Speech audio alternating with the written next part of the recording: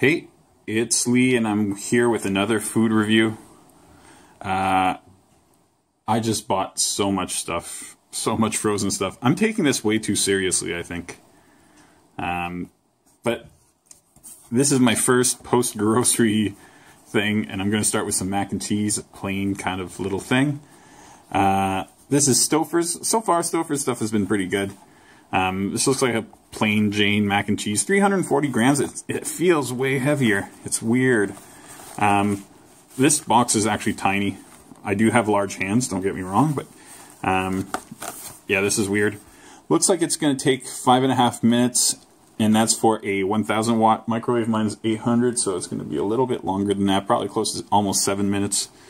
And we'll see what it's like. Next time you see this, I will have tasted this. But yeah, I'm looking forward to it. I like mac and cheese. Granted, you can make Kraft dinner pretty quickly, and it's usually pretty darn good for something so cheap. Alright, be right back. I'm back, and I've tried this, and I'm ready to talk about it. So, a few things. This is a little surprising. It came out of the microwave, and I kind of expected it to look way less creamy than this, but this is super, super creamy, which is great. I like that. I'd rather have it a little more liquid than not.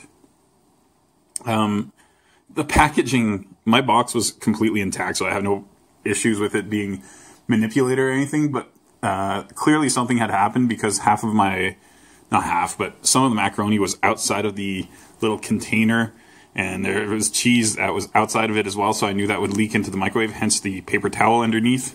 I know it's not the most beautiful presentation, but I figured I'd save my table a little bit of trouble here. So, as far as the prep of this, it was super straightforward. The macaroni is actually a little bit softer than I expected. I kind of always expect a little bit of chew out of the microwavable pastas, but this one was really soft. The cheese sauce is maybe a hint more cheesy than I get out of a KD out of a box. I don't know if Americans even watch this, but I imagine Kraft dinner exists in the States, or maybe it's called KD, or maybe it's called something like mac and cheese in a box, where you add a little bit of milk after boiling it and whatnot, and you have that cheese powder. This feels a little bit more real. The sauce is a little thicker.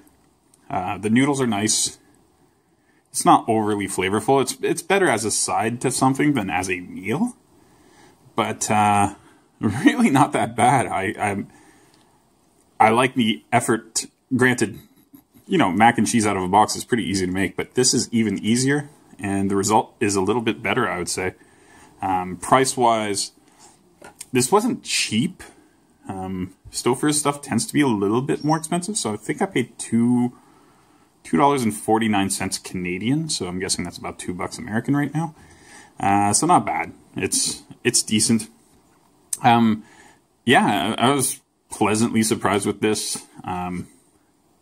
I've been giving everything frozen in the 6 to 8 range, and this falls right there.